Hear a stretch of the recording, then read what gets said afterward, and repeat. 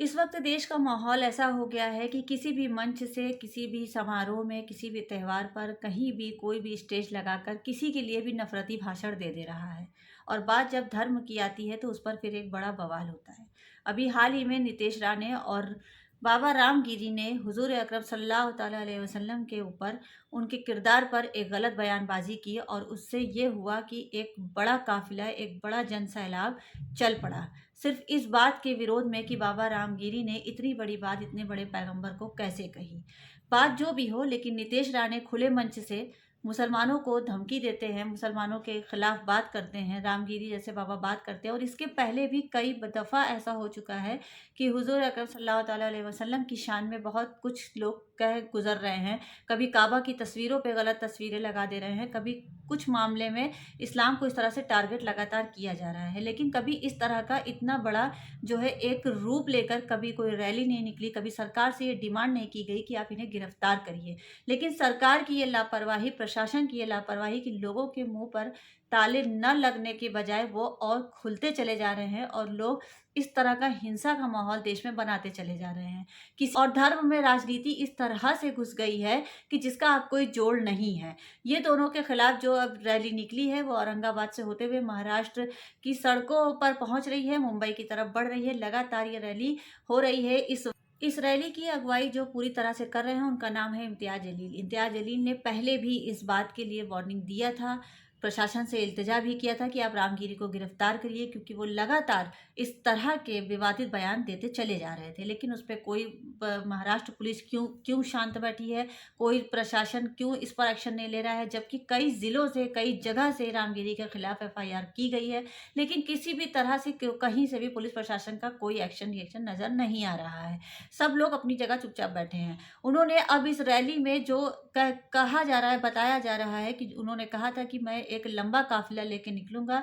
और ये जो रैली निकली है इम्तियाज जलील के पूरे उसमें, मतलब जिसे कहते हैं एक गाइडलाइन में, उसमें तिरंगा यात्रा निकाली गई है। किसी तरह के कोई इस्लामिक झंडे नहीं है, सिर्फ हाथ में संविधान है और तिरंगा झंडा है और लोग जो है इंसाफ के लिए मांग रहे हैं। सबसे अच्छी बात इस रैली की ये है कि इम्तियाज जलील ने इस तरह से इस पूरी रैली को गाइड किया है, इस तरह से मुसलमान इसमें शामिल हुए हैं कि जहाँ 0.0 मुसलमान बताए जा रहे हैं कि देखने में भीड़ इस तरह की चल रही है कि जैसे कि सिर्फ सिवाय सर और लोगों के समझ में नहीं आ रहा है कि ये कितने लोग, कितने हजार लोग होंगे। इसकी सबसे अच्छी बात ये रही कि कहीं भी किसी तरह की कोई बात नहीं हुई है, कोई दंगा नहीं हुआ है, कोई लड़ाई नहीं हुई है, कुछ नहीं हुआ है। और लोग सिर्फ अपनी डिमांड के लिए एक साथ निकले हैं, अपने हुजूर पाक के लिए। आज उनकी ये डिमांड है कि इस तरह से न बोला जाए, क्योंकि रामगिरी की जो ये गलती है, इसको पहले भी नुपुर शर्मा नाम की महिला जो है इस गलती को कर चुकी हैं, जिसकी वजह से रांची में लड़ाई हुई थी और वहां पर कई लोग उस दंगे में मारे गए थे। लेकिन इस तरह के बोलने वालों को छोड़ दिया जाता है और जरा जरा सी बात में हर जगह के, चाहे वो दलित समाज के लोग हों, चाहे वो मुस्लिम समाज के लोग हों, उनको गिरफ्तार कर लिया जाता है। जब इतनी बड़ी चीजें हो रही हैं, इम्तियाज जलील ने इस बात की वार्निंग दिया था और वो आज महाराष्ट्र की सड़कों पर उतर आए हैं सारे लोग तिरंगा लेकर। तो इस चीज को, इस तरह की रैली को देख के प्रशासन भी कहीं ना कहीं हैरान और हक्का बक्का रह गया है। नितेश राणे और रामगिरी जैसे लोगों के अलावा भी बहुत सारे ऐसे लोग हैं जो नफरती भाषण देते हैं। भाषण देना, अपने मंच से अपने धर्म का प्रचार प्रसार करना, अपने धर्म की अच्छाइयों को बताना, ये कहीं भी मना नहीं है। ये संवैधानिक तौर पे आपका अधिकार है कि आप अपने धर्म का प्रचार प्रसार करिए।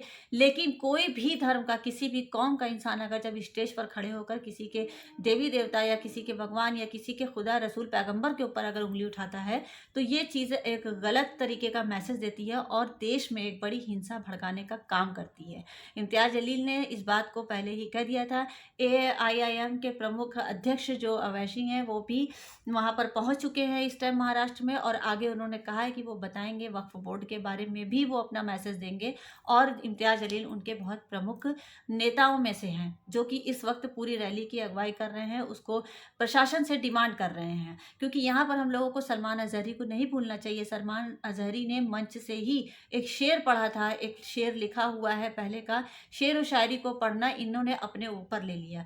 बीजेपी नेताओं की ये एक मतलब बहुत बड़ी कमज़ोरी है कि ये हर चीज़ की बात को, हर चीज़ को अपने धर्म से जोड़कर अपने ऊपर ले लेते हैं, और सलमान अज़हरी को आज तक गिरफ्तार करके रखा हुआ है, उनको नहीं छोड़ा हुआ है।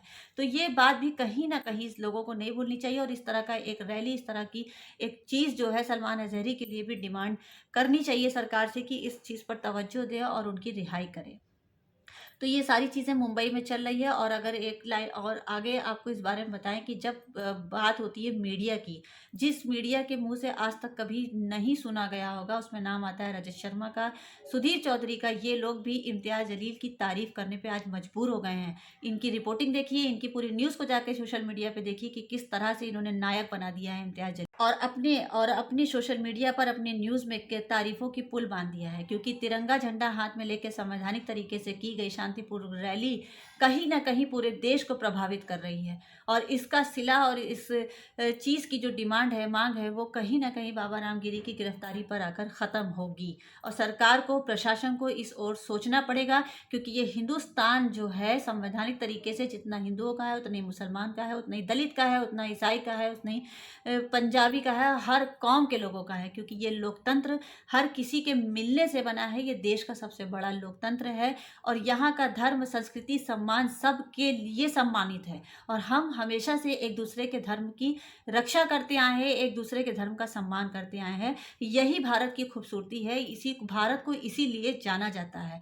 लेकिन अगर यहाँ के संत, मुनि, महात्मा ही ऐसी बात करेंगे, तो फिर इसके लिए कोई रास्ता ही नहीं है। और ऐसा भी है कि इसी भारत में ऐसे संत, मुनि, महात्मा, ऐसे मौलवी, मौलाना है जिन्होंने हिंदू धर्म की स्टडी की है, और संतों ने जो है हुजूर अकरम सल्लल्लाहु अलैहि वसल्लम की शान में कसीदे पढ़े हैं और उनके बारे में उनकी तारीफ़ें की हैं। तो ये पूरा मामला इस टाइम महाराष्ट्र से चल रहा है। आप देखिए सोशल मीडिया के हर प्लेटफ़ॉर्म पर इम्तियाज़ जलील जो कि एक नायक के रूप में उभर कर आए हैं, और अपनी बात को, अपनी डिमांड को किस तरह प्रशासन के सामने रख रहे हैं। आज के लिए इतना ही। कमेंट्स बॉक्स में ज़रूर बताइएगा इस पूरी खबर पर आपका क्या कहना है, और सोशल मीडिया के हर प्लेटफ़ॉर्म पर हमें फ़ॉलो करिए, सब्सक्राइब करिए, लाइक करिए। आज के लिए इतना ही। जय हिंद, जय भारत।